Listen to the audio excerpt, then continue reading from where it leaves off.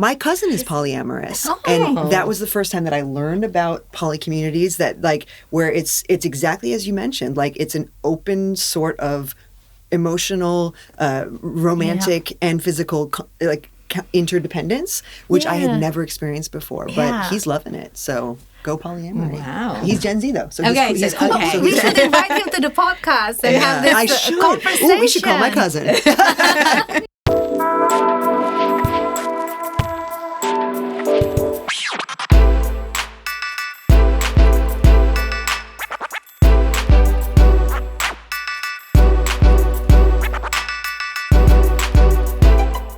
Hey, and welcome to the Forties Formula, your go-to place for insightful discussions on navigating the 40s and thriving in this transformative decade. We're your hosts, Jasmin and Amanda, two women that are passionate about exploring the challenges and adventures that come with turning 40 and what lies ahead.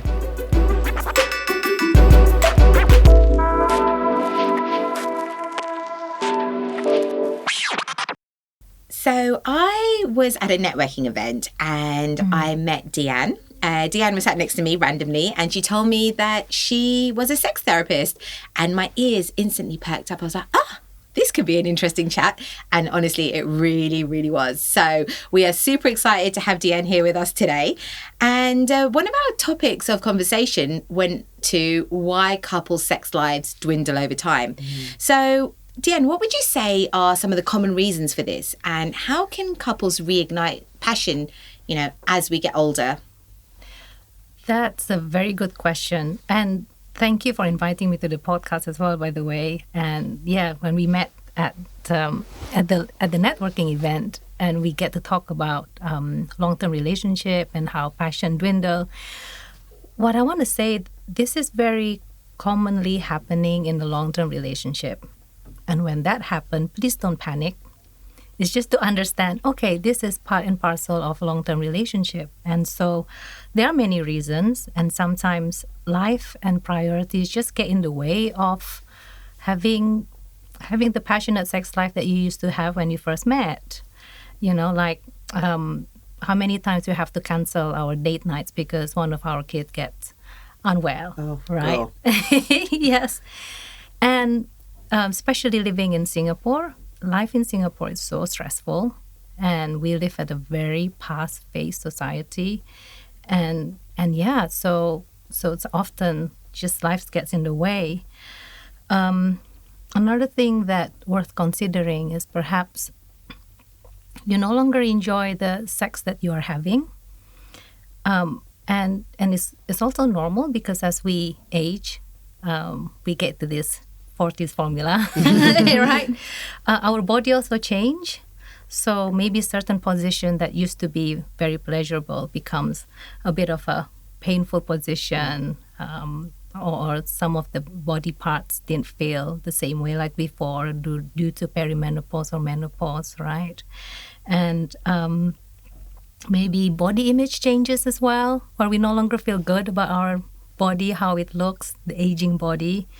So maybe the question that we can ask is that it's not about how can we reignite the passion, but it's more about what makes us want the sex that worth prioritizing. And another question is to ask, what is it that you want when you have sex with a long-term partner who sits next to you for another 8 years, 5 years, 20 years? Down the line, right? Go deeper and ask these kind of questions, right? What is it? Is it about connection? Is it about sharing pleasure together? Is it about that feeling of, I want to be wanted, I want to be desired, or even a freedom? After a while, maybe you want to have a freedom where you can express yourself sexually in the very expressive way that's different than when you are in your 20s, 30s, etc. So I'll invite people to go deeper and ask these questions. Amanda, I'm going to be honest with you. Sometimes my kids just don't poo. For real, I actually hear you. With 2 little ones and a baby, the poop situation around our house is very, very real. But since we started taking probiotic plus base from Akizi Wellness, it's actually gotten a lot better. Probiotic plus base is such an easy way to get 10 probiotic species and a good hit of prebiotic fiber into your entire family's diet. And you can sprinkle it on yogurt, mix it into cereals, and even combine it into infant milk products. Yeah, when my son transitioned onto formula and had some weird tummy troubles, it was a lifesaver. And to be honest, for me, I don't mind taking a spoonful of it right into my mouth when I'm pressed for time. We all love a quick fix that actually works, right? That's why we're offering our lucky Singapore listeners 15% off and free shipping all Akizi products with code 40s on akiziwellness.com. That's Akizi Wellness, AKESI Wellness.com, to get a great deal on an easy gut health solution for the whole family. And now, back to the show. Are you finding that people are doing things that are a bit outside of the box from, just, I don't know, maybe using sex toys, open relationships? Like, are there things that are happening that are not, I wouldn't say not normal, but, are a bit, taboo. like, yeah, I guess that's a better good term. word, yeah. Of course, we thrive on novelties, right? Sex toys are one of the amazing way to explore that in adding that funness, maybe increasing the freedom that we want to have in our sexual life, right? Maybe when we were younger, we didn't know our body well, so we go and explore sex toy too. Hey, so this is you mean my body can feel this awesome pleasure with this certain vibration and this certain sensation.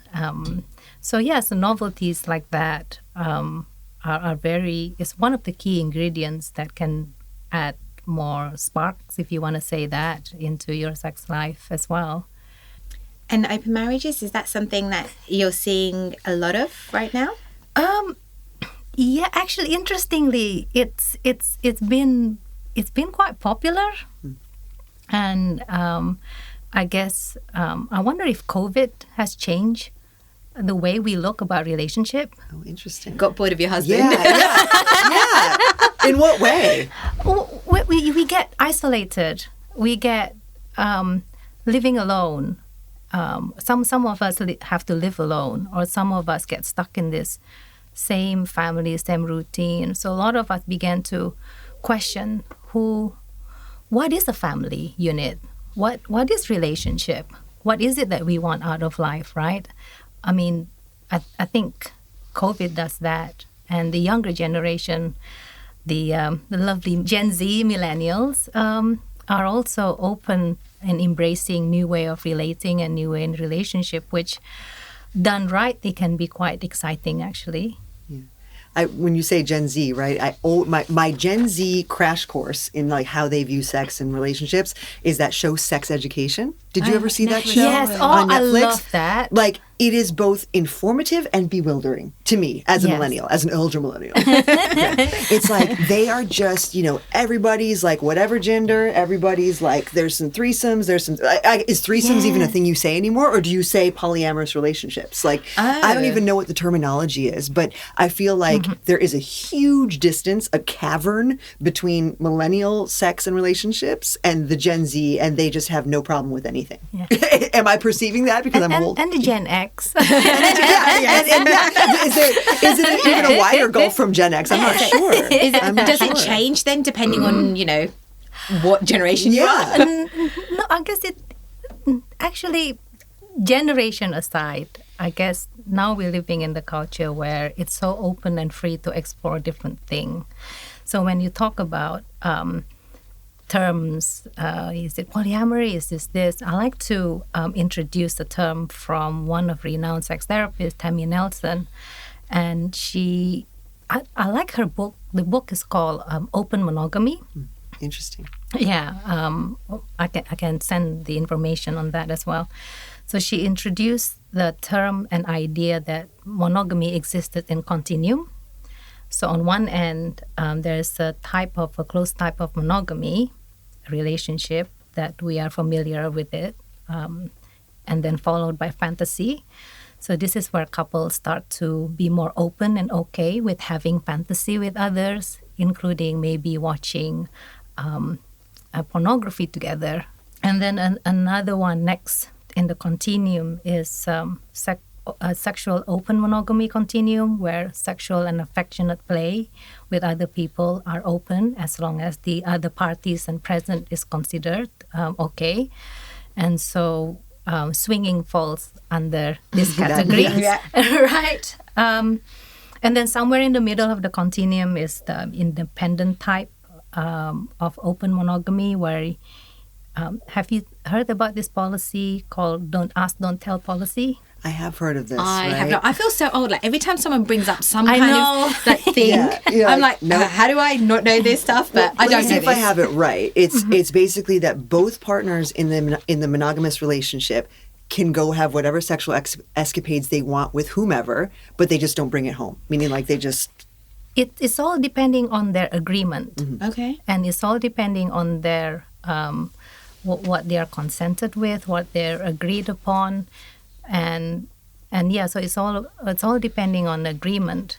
And then on the other end, there's this poly relationship, where physical, emotional, affectionate, romantic bonded relationship with multiple partners permissible.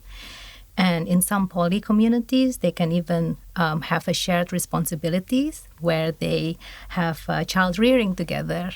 So even in the polyamory community, they have another term called open-table polyamory, kitchen table polyamory. I say open table. I was going to make my kitchen reservation. table. I was like, wow, no, I really am misunderstanding. Okay. Oh, there's a lot of terms. Kitchen table, you said? Kitchen. I think kitchen table polyamory. I think that would be my husband's worst nightmare. He always says, he goes, I can barely put up with one relationship. With one like straight up wife. Yeah, like, having more than one wife would just be like way too much to handle. So Jasmin, I don't know about you, but lately I've been struggling to keep up with the grocery shopping. Between work and the kids and everything in between, it feels impossible to plan healthy meals without constantly running to the store. Oh my God, I know exactly what you mean. I feel like I've got everything and then bam, something's missing. So that's why I've started using the Meat Club. Okay, tell me more. This sounds like a total lifesaver. They deliver high quality meats, fish and fresh fruit and veggies straight to your door. No more last minute grocery runs or stressing about what to cook.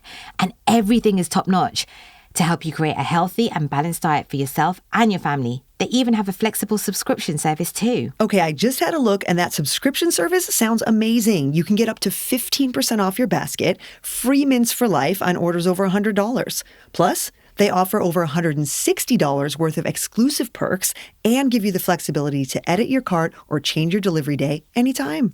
Just head over to the Meat Club and use our code TFF12 for 12% off your first order. Just visit themeatclub.com.sg and give them a follow on Instagram @themeatclubsg for recipes, updates, and special offers. Right, now let's get back to the chat.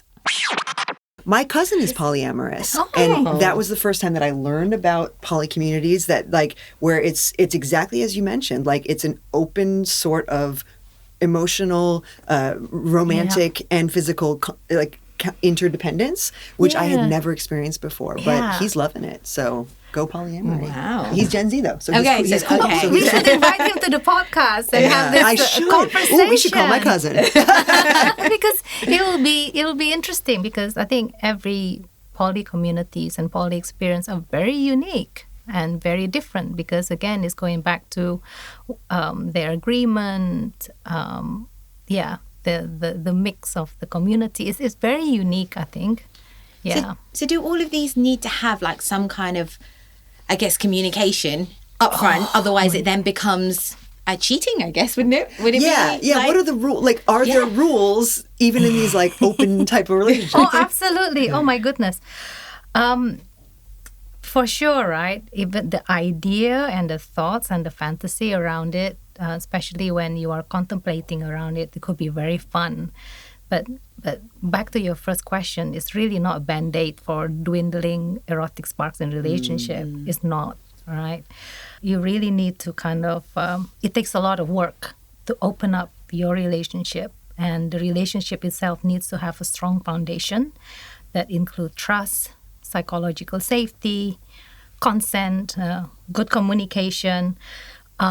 I don't want to sound like a public health messaging here, but I think ideally if we can follow the 6 principles of sexual health, and I think this is important for everyone to know, the origin of the principle actually came from the WHO definition on sexual health.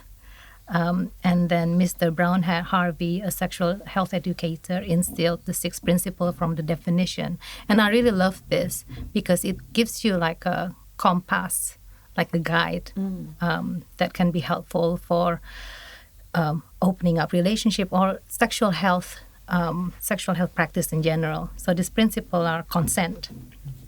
Consent, this is the most universal sexual health principle on the planet, around the world. Consent is important, and the safe consent, sexual health is a human right. And so informed consent is also important, including being clear about your status. Like for example, if you're looking for a new partner, and if your monogamy agreement is to play together, be upfront and transparent to your new play partner, for example, because maybe the new play partner, oh no, I just want to play with one of you. And so you have to be honest and open and consensual, right? Everything has to be on the table. And then the next value around this, it's non-exploitative. So healthy sex cannot be exploitative sex. This is where people leverages their power and control to receive sexual gratification, and this include things like affair, right? This is where one partner changed the agreement behind the other partner's back, and sometimes gaslighting them, cheating, and exploiting partner's trust. That's not on. So a good sexual health plan should be non-exploitative, and this is important because we also need our partner to know, can all of us be protected from STI and unintended pregnancy? Oh yeah, that would. Yeah, I mean that would throw a real wrench in your polyamory. It's an unexpected pregnancy. Well, you have to have that conversation. Yeah, you have to have a conversation around, hey, how do you feel if I kiss the person? Because there's going to be fluid exchange. What is talking about your STI status, talking about protection, right? Of course, we want to embrace the fun part, but all these other values needs to be there. The other one is definitely honesty. And honesty comes in twofold. Can we be honest about ourselves, what we want and what we don't want? And can we communicate that? And as well as communicate honesty with others. So that's twofold.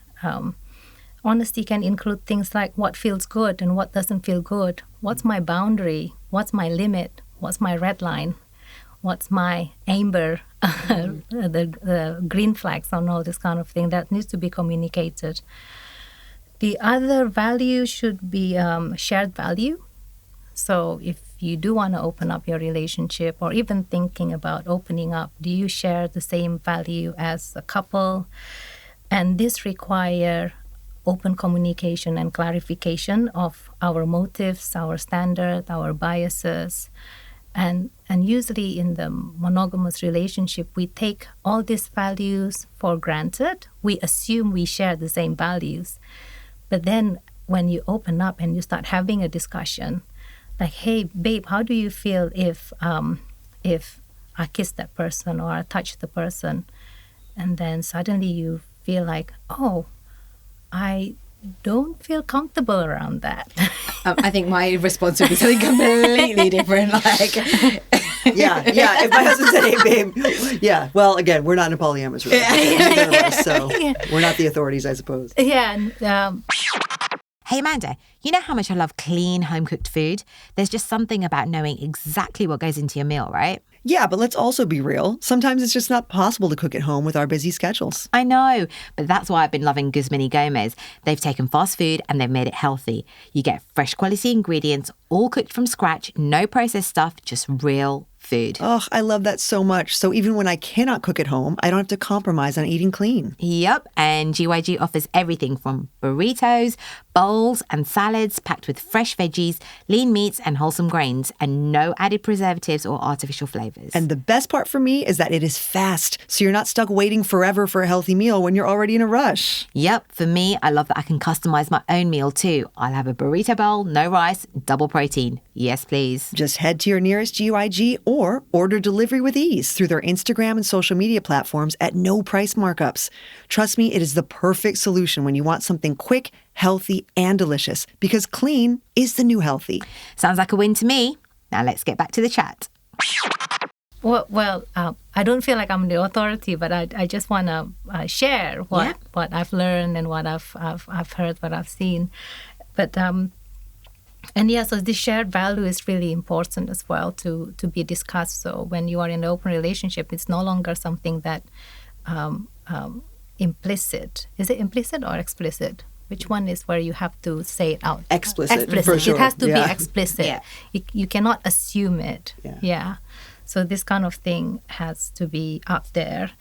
And of course, mutual pleasure. So hopefully, if you follow all these 5 values, that will lead to the mutual pleasure where you can relax, like we know all those values, our principles are being followed. You can have a good fun, relax, and a satisfying relationship that you want, really. Well, I think obviously the producers of Bridgerton were listening to this information. Because did you guys watch the most recent season? I don't want to spoiler alert it for you then. By the time this comes out, everyone better have seen it. Okay? So I'm going to spoil it for you. You can. But there's a polyamory scene, which I love because it follows not only the directives that you were just talking about, but specifically it's a female-male relationship, okay, with one of the Bridgertons. I don't want to spoil it. It's okay. I probably won't watch it anyway. She tells him that she already has a male partner, and would he like to join in that partnership? And he says, okie dokie, after some thoughts, right? They get, into that polyamorous relationship, 2 men, 1 female, and then she realizes she actually preferred it the old way. Even though she's the one who did the inviting, then she presented that to him and said, this is actually, I just want to be with you. And he's like, I actually prefer the new way.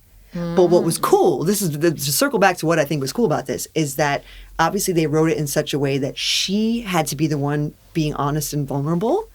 And then when it didn't go her way, that she was mature about it and able to accept that, right? And I think that was such a cool way that they wrote it, where it was like she was able to be honest and vulnerable with both partners, and she didn't get the outcome she wanted, and that was okay.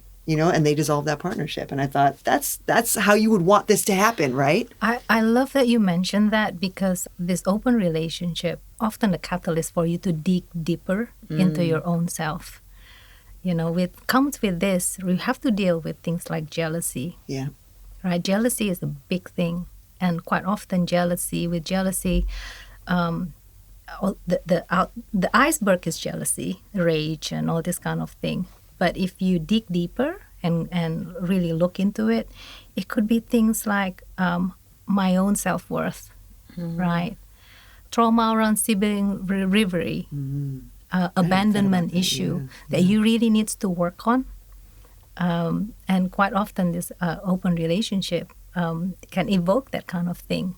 And if you work on that deeper aspect of it, of yourself, it can be quite a powerful thing, actually, for the people involved. Just like what you mentioned, that right, she had to be open up and allow her vulnerability. She has to think, this doesn't work for me, and what does it mean? Yeah, and it worked in the past, it's not working now. And I feel like that's a great kind of metaphor for other things in our 40s, right? Which is like, just because I was okay with something or something was working for me in the past, now I'm in a different chapter, and now it isn't the same, and now it's a different partner. This is a different situation.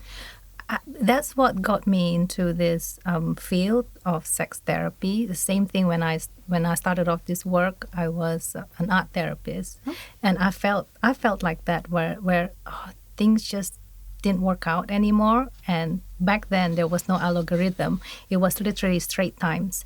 There's an advert, come to open house art therapy. I just go there, and then that's what my initiation into mental health. And the same thing happened with sex therapy. I was working in the hospital with mental health. I just have this feeling like it's no longer working anymore, but I don't know what it is. And then again, an advert came out, Sydney University doing this training in sex therapy and stuff. And I'm like, okay, I'm just going to see where it takes me. Yeah. And it changed, right? Yeah. And that's a courageous step. Yeah, that's the Forties Formula, right? Yeah, for sure. Yeah. So a couple of weeks ago, I was watching Prime, and there was a movie on there called Dark Water. So another spoiler alert, if you guys haven't seen it, it's a shit movie anyway, so you probably wouldn't want to see it. So skip it. But I'll just give you the gist of what happens. There's a couple who are married. Ben Affleck is in the movie, and his wife is openly, I'm going to use the word cheating, because he is not okay with it, but she is sleeping with other men. And he goes around killing everyone. That's basically the gist of it. So are there any situations where you would advise against an open marriage, polyamory, or, like, where would you say, actually, this is not going to work? Okay. I don't know. So how your husband, before your husband goes around killing all the men you sleep with. I was about to say, don't do what Ben Affleck did. Yeah, that's great advice for life, guys. Don't do what Ben Affleck did. Although he ended up with J-Lo, so it's going okay. I guess as with everything, there's always two sides of the coins, right? What I'm trying to say, couples have a unique way of relating, so there's no kind of magic formula on what to do or not to do, but you can start answering these questions.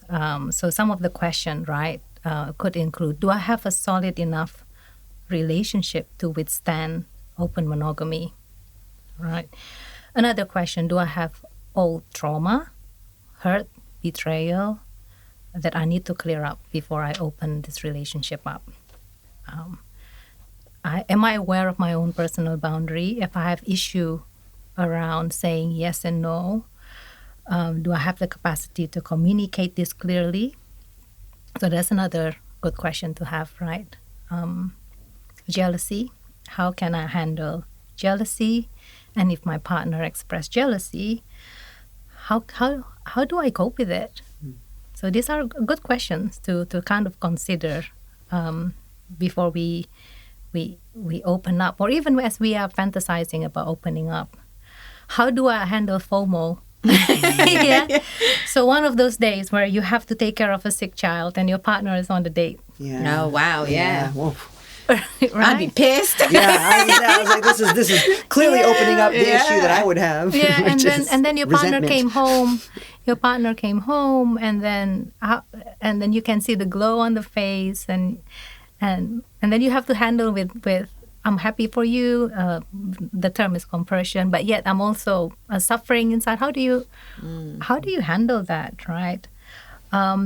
And at the same token is, how do you handle when you're being ghosted by your own partner?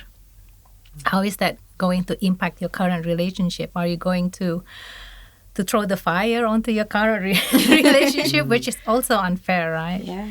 And another question is, how do I handle new relationship energy when my partner it's developing a new relationship with their partner? So all these kind of questions kind of important for you to guide. Is this the right thing for me or not? And ask that question within yourself and ask that question with your partner. Have this conversation. Yeah, totally. Yeah. And do you find that when people are in, say, an open relationship, which is consensual, so everyone's okay with it, there's no... All 6 pillars, Yeah. check. all done. Does that reignite the sex life between the original couple, or is it that they're having too much sex elsewhere that it's like, oh, you know what? Oh, good question. We can't do this now. We're better because we're less with each other. Yeah. It very it varied between person. For some, it can bring that certain sparks in the relationship, you know. For some, it can be quite fun. Maybe learning new thing from other person, or maybe discovering, I didn't know that I like this. Because to be fair, we can be a different person with another person, right? Even with our girlfriend. Yeah. With different girlfriend, we are different person. So for a couple who does swinging sometimes and witnessing their couple having fun, and you get, I didn't know that he can do this or she can do that, and it can be quite a turn on, right? It can increase the couple desirability. So yeah, it can be quite fun, especially if that's something that they agreed. So for some couple with certain kind of agreement where they agree to be a primary relationship, how can we continue to keep that sexual energy alive, even though there's another excitement around? So they need to have that kind of conversation as well. Yeah, and sometimes the novelty from other relationship can seep in and adding new fun stuff into the existing relationship. Okay, I have to When ask a it's done question right. here. Yeah, because I'm thinking of my exact situation, which is I have a 4-year-old, a 2-year-old, and a newborn. Oh, yes. Okay. So so for personally, I ain't opening up nothing right now. But the point being, in fact, all shops are closed. But anyway, let's be hypothetical me. Okay. Yeah. So hypothetical me and my partner. Let's say we decide to open up our marriage. How do you help couples navigate? For example, so they have kids at home. Oh yeah. So how do you help couples navigate being polyamorous? I don't even have the language for this. Yeah. Being polyamorous, open relationship. but then keeping our parental boundaries. It just seems so confusing to me. Do you just leave the house? I mean, I guess it's just weird to me to think of we go out and have these different personas and then we come back and we're parents. I just feel like, do you have clientele that struggles with that? How do you integrate? Yeah, your parent self and your sexy self. Is that just different identities? Like this is you I as a turn parent. this off and I turn this on. Well, as a person, you are all this person. You are a mom. You are a sexual self. You are parents. You are all of this, right? And sometimes sometimes we have to compartmentalize that for the safety of our own family. And I don't have the right answer for this, but I think sometimes it's giving a permission to allow this different part of you kind of express itself in the way that's healthy, and of course following all the 6 principles and stuff, right? Yeah. So yeah, I mean, I think going back to that first question that I have, right? What's of the reason of you want to have sex? If as a couple you agree to, we want to explore that freedom part of us without impacting our family safety and stuff like that. And let's have fun in the hotel, for example, with your play partner. And from that you find this is fun, this is good for us, and I feel refreshed, I feel great. As a result, you feel closer to your husband, you feel more appreciation, more trust and admiration. Then who am I to say no, right? Who are we to say no? Yeah. And perhaps at some point in your life that can be integrated when your kids are old. They are in their own 40s. Well, Mama might not be around. We'll see. Yeah. No, I mean, I've been following some Instagram influencer.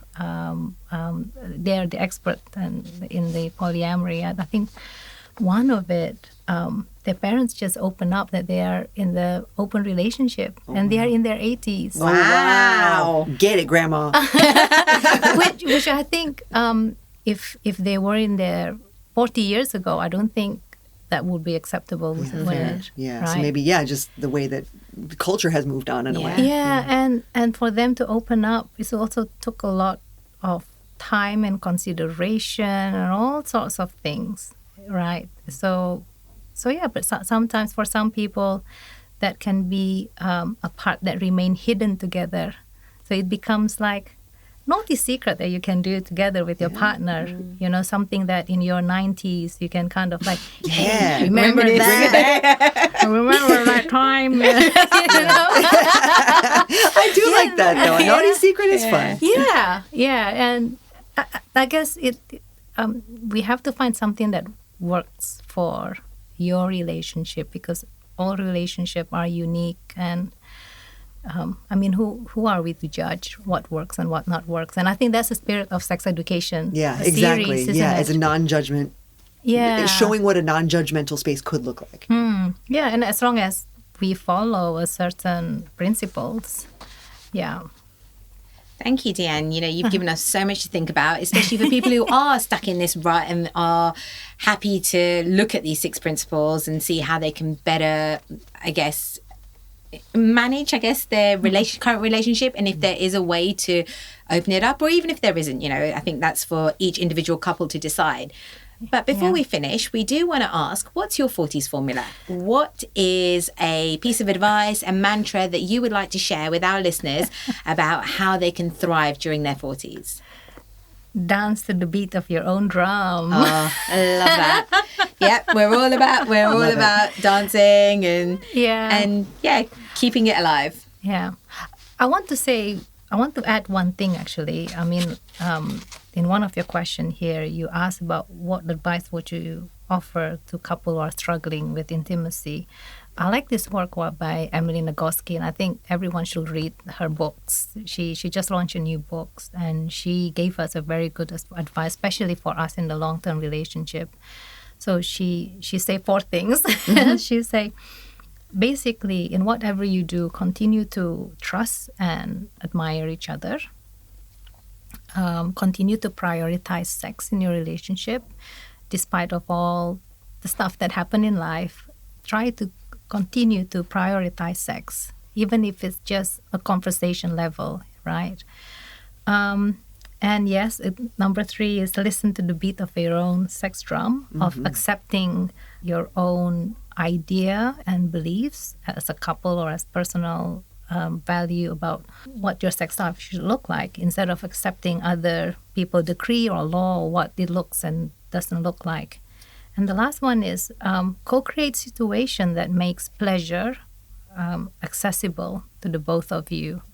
And so yeah, I think I want to share that, and just to allow, especially long-term couple, not to get panic when the sex dwindling. It's just normal part of life. And when that happens, can we go back to that forethinking? Yeah, I love the 4 actionable steps. That really resonates with me personally. And I think that's a great way to look at it, because when you have the steps, you know what needs to be done, as opposed to, you know, like, oh, let's try this.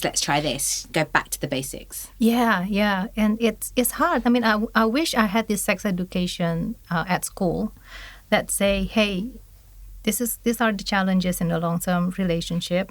Don't panic. There's nothing wrong with you. It's just how the nature of the relationship is. But then how can we go back to it again?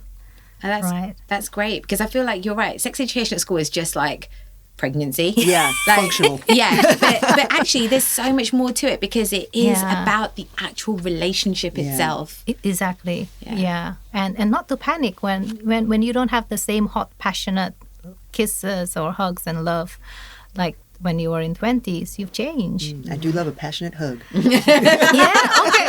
So if that's the case, then that should be continued. I'm going to take that home. Yes. Right? How can we continue to have hot, passionate hugs? Yeah. DIAN, thank you so much for joining us on the 40s Formula. It's been fabulous. You're welcome. Thanks.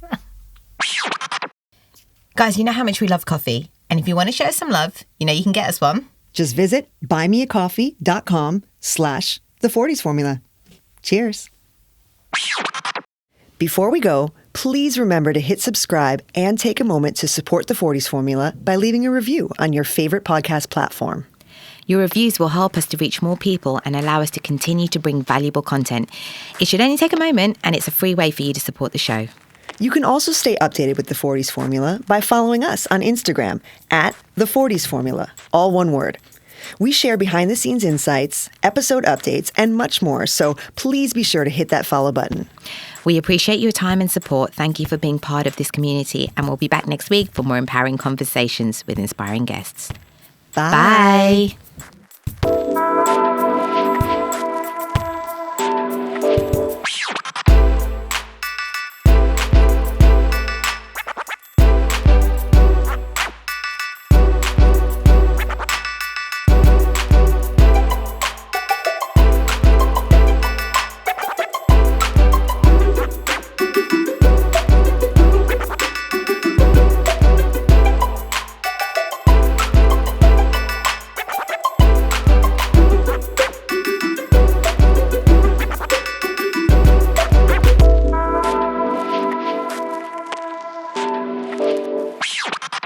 I had a baby 3 months ago, and I feel like by amazing, now right? the process is What? Hang on, airtight. what? 3 months ago? Yeah. Yeah. Oh! Well, again, thank you. And I appreciate that, but it's No, takes a about lot following a process that is a courageous process, because I think there's a lot of fear around this category, like around weightlifting specifically and pregnancy specifically. So this book is absolutely. about putting those two things together as a beautiful marriage rather than Yeah. like things that cannot possibly coexist. Yeah. But yeah, so the book release date is targeted for November. Please let it happen. Okay, that's good. Yeah, that'd be amazing. Congratulations and good luck. Yeah. It's like birthing a baby. Good as luck. well, Yeah, I right? say good luck is what I need now. Congratulations later. I'll tell you.